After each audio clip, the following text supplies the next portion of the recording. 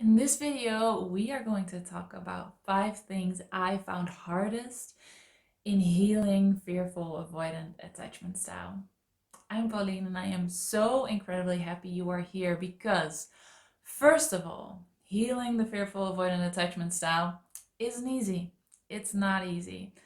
It's very doable and it might not even take as long as you think it will, but it's not easy.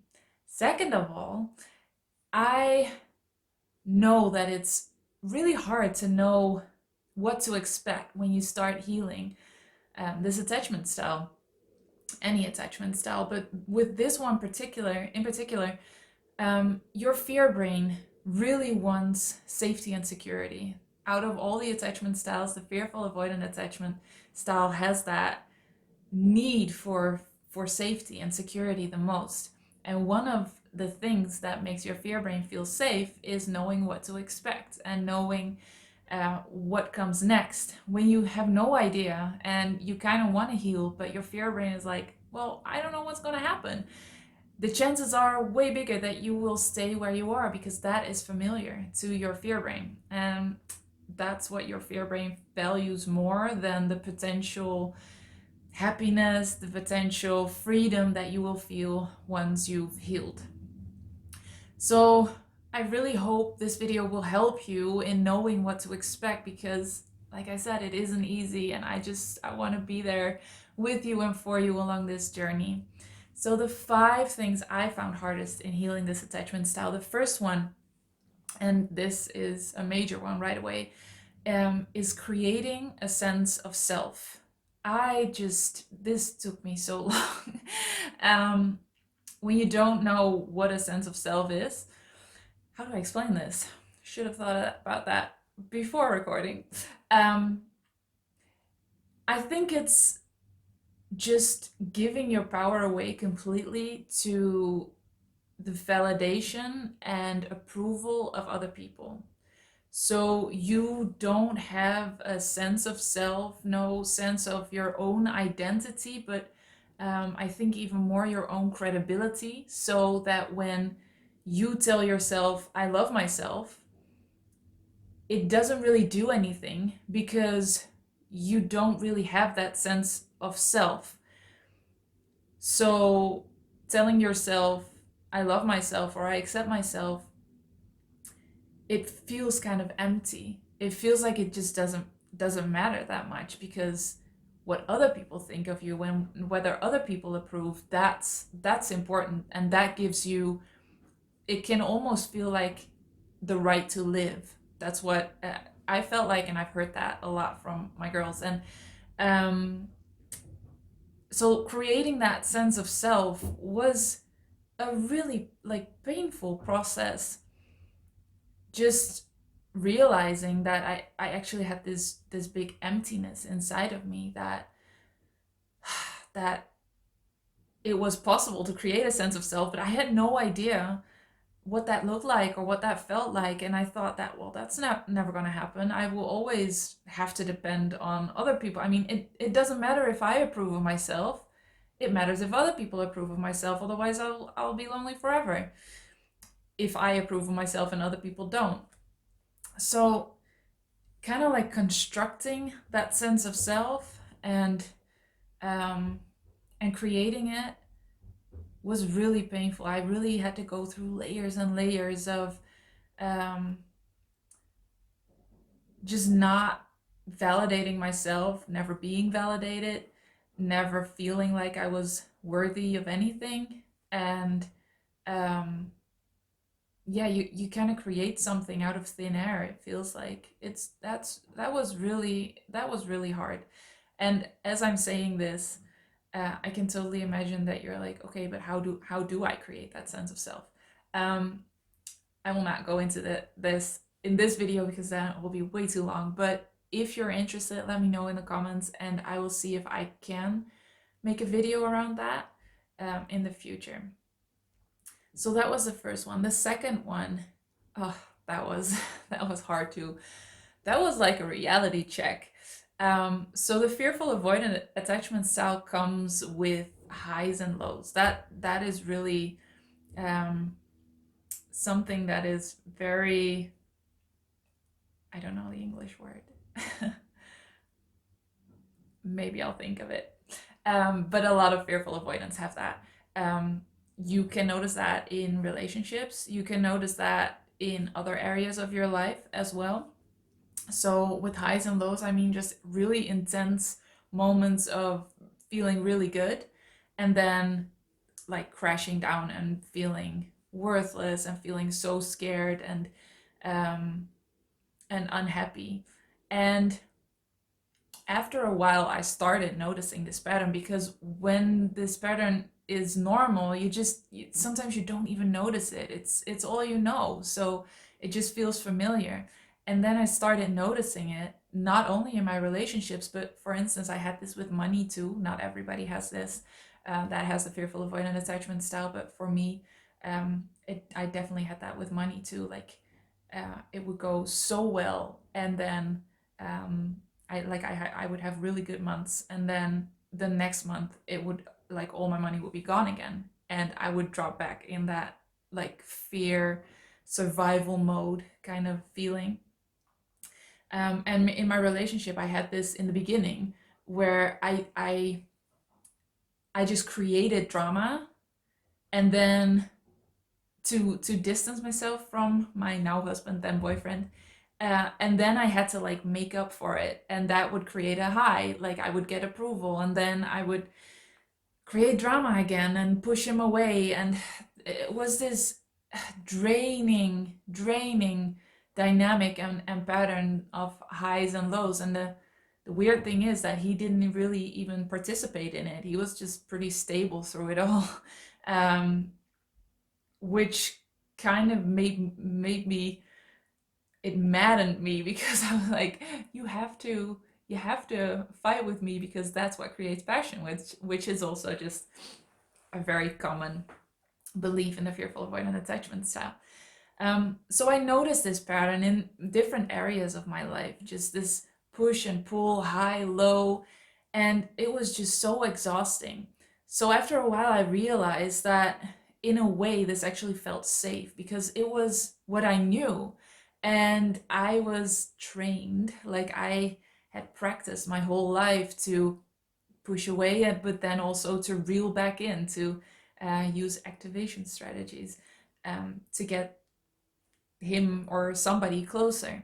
So it was such a like a normal pattern for me that almost came natural. It wasn't natural. It was definitely something I've learned. But I realized that I did that because it felt safe. It didn't feel safe to let somebody in that much. So this in a way felt safe, and I could see that, and I released that, and that helped.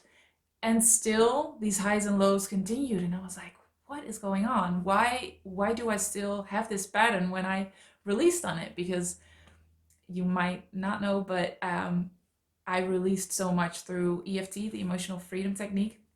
And once you release something with that technique, it usually it just doesn't come back. Like, it's such a magical thing where you tap, and then when you've really gone through it, the next day everything can be different. It's so amazing. And I knew I had let that safety issue around the highs and lows go. It didn't feel safe for me anymore. But it did continue, and I was like, why does it continue? And it took me a long time. It took me a long time to see that I actually wanted those highs and lows. I actually liked the excitement of it. And that was like a slap in the head, slap in the face, but doing that myself, because um, I was just so exhausted, and I was so terrified when I was in those lows, and even the highs didn't feel good anymore. So I thought everything in me didn't want that anymore, and it turned out it did. And when I look back on it now, I think my body was just kind of almost addicted to that dynamic of highs and lows, and the hormone cocktail that comes with it. So I wanted it. I wanted it. So I created those highs and lows in my relationship, in my business, with those high and low months. I did that. And that was so hard to acknowledge to myself. So healing is sometimes it can be very confronting. I hope that's a word. Yeah, so that was the second one. The third one that I found really hard is feeling lonely. Um, and I was so afraid that that would last forever, that I would never really get out of this, and that I would not be able to really let people close. And I just felt lonely on such an existential level that I thought that this is just who I am. I will be lonely forever. I just don't know how to do this. I don't know how to have close connections. I don't know how to love somebody in a healthy way. And I didn't know anybody that went through this and that was healing this. And I just felt like I was crazy and I was weird and I was the odd one out, and everybody just seemed to get it and seemed to enjoy their relationships and their friendships, and I just couldn't do that. And um it was so difficult that this journey was so hard, and I felt like I didn't have any support. And that really is one of the reasons I started this channel, because I really do not want you to feel alone. I want you to know that you are not alone, that there are so many people that are going through this, that you are not weird, that you are not the odd one out. You belong. You belong. You belong here if that feels good for you, but you belong in the world. You definitely do. And you have so much to give. And this feeling of loneliness is temporary. I know it feels like it could last forever and you have no idea how to get out of this, but it is temporary. You will get out of this. You will heal this, and you will be able to have beautiful, meaningful, deep relationships with other human beings in whatever shape or form. So that feeling of loneliness really was one of the hardest. And if you're there, just know that you are not alone. You are not alone. I think about you so often. Um, and you will get through this. You will. That was the third one. The fourth one was also a realization that was pretty hard to accept. And that was the one that I did not want to feel powerful. So as I was releasing all this trauma, all this shame and guilt, I felt myself getting stronger. And there was a part of me, and I didn't notice it at the time, that just felt really, really unsafe with that. It just did not want to heal that part. It just did not want to become strong and powerful, because I realized that there were so many negative associations with that. It was so much safer for me when I was younger to not be powerful, to not believe in myself, to not trust in myself. Like, it was almost not accepted if I did. And so I associated being powerful with being abandoned and being rejected and being laughed at and being not taken seriously. And um, yeah, that was really hard, because you have this idea of yourself, like, of course you want to be happy, of course you want to be powerful, of course you want to feel good about yourself. And a lot of healing the fearful avoidant attachment style was actually accepting and acknowledging the fact that I didn't. I was so scared, and there was just a part of me that just didn't want that, because it didn't feel good. It didn't feel good to feel good, which is so weird, but maybe you kind of recognize it. And it didn't feel good to be powerful, even though I really wanted it. But whenever I thought about the sentence, like, whatever happens, I can handle it, that would just crumble me. I would feel like, well, then it will happen for sure, 100%. And I didn't want that. And if I can handle it, I will be alone. Nobody will help me. So there were so many associations, and maybe your associations can be a little bit different, but it is an aspect of the fearful avoidant attachment style generally, that it feels unsafe to be powerful, and it feels unsafe to, like, trust yourself. um, even though those two can really help you. So it's very valuable to see. I mean, there's so many paradoxes here as you're healing the fearful avoidant attachment style that actually hinder your healing. Um, but yeah, feeling powerful is an important one. So just see for yourself, if you close your eyes and just feel powerful, see yourself as powerful, think of the sentence, no matter what happens, I can handle it. If that feels um, scary or that feels overwhelming, it can actually mean that you have a hard time accepting that you are powerful, because you are. You already are. All you need to release is the resistance you have towards it and the negative associations you have with it. And then the last one that I found really hard were the relapses. God, those were just so frustrating. It it would go really well for a while, and I would feel like, oh man, I really healed this, and maybe I can feel more normal again. And then out of nowhere, I would get triggered, and I would be in this state for like days or weeks where I just felt completely worthless. And I I used to have so many days as I started healing this, where I would sit on the couch in my living room, and we had a living room in these old Dutch houses. I'm from the Netherlands, if you didn't know. Um, some of them have like a sunroom on the one side, and then like another room towards the street. So there's a room in between, and that's where I would sit, and I would have the curtains closed on both sides because I would just be so scared of the world, really. And even though that kind of got better kind of fast when I started healing, whenever I found myself back on that couch being so scared that I would close the curtains and close the doors to both rooms, so I was like in the middle of my semi-safe haven, I knew, all right, this is a relapse. I'm back. I'm back here. And it took me a long time to not see relapses as going back to square one and starting all over again, but seeing that those relapses were actually a way to integrate the healing that I had already did. And every time I got out of them again, or they passed, I would feel way better than I did before, even when I didn't do anything. So what I think was the hardest part of those relapses was accepting them, and accepting the shitty feelings, and accepting feeling worthless, and accepting feeling so scared and vulnerable. And once I started doing that more, and that took me a long time, and I never got perfect at it, so you definitely don't have to.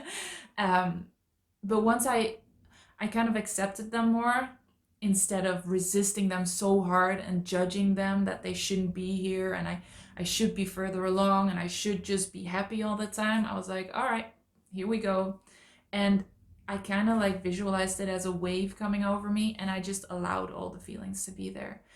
And once I started doing that more and more, which was really hard, because everything in me just didn't want to feel that way. Once I started doing that, I noticed that even though it felt the same as always, it felt as going back to square one, it was actually different feelings that came up every time. And they were feelings that wanted to be healed. So I really believe in the wisdom of your body, and it choosing times to just allow you to heal more.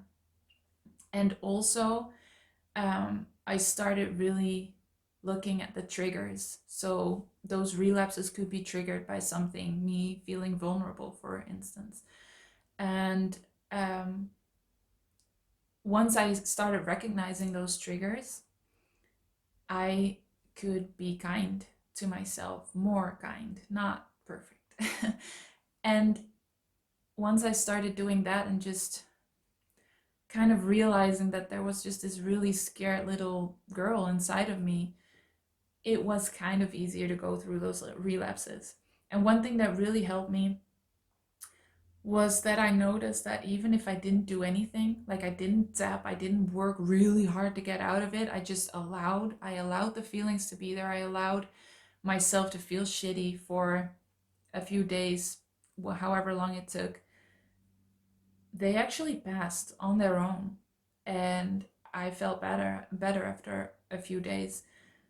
And those periods got shorter and shorter. So in the beginning it was weeks, and then it was days, and after I don't know how long, but after a while it became one day, and after even longer it became a few hours, and after even longer it became like 5 minutes that I would get triggered and I would feel all the feels, and then I was like, oh, okay, now I'm good again. So allowing it to just be there was healing in and of itself. You don't have to work. You don't have to like force yourself out of it. It's okay to allow and to relax and just allow those feelings to be there. And that is very like goes against everything you have taught yourself and that your trauma has taught you.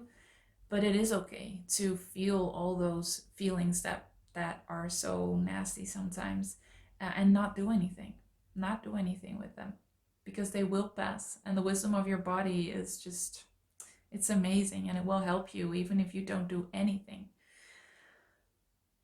So these are the 5 things I found hardest. There are more, because this is hard. This really, really is hard. It is hard to heal. In general, it is hard to heal this attachment style because there's so much chaos, so much paradox, so much you wanting to heal but not wanting to heal, which is like the whole dynamic of the fearful avoidant. You wanting to connect, not wanting to connect, wanting to heal, not wanting to heal. So yeah, you will notice that too in your healing journey. And I just want you to know that you are not alone, and even through these hardest moments, just know that they are part of the healing journey. You are not doing it wrong. You are not weak because it doesn't go fast enough. You are not weak because you feel alone and you feel like you're never going to get out of this. It is part of the healing journey, and you will feel better and better and better. It is so brave of you to even look at this and even really go for this. Looking for a different word, couldn't find it. It's raining here. I don't know if you hear it, but it's kind of cozy.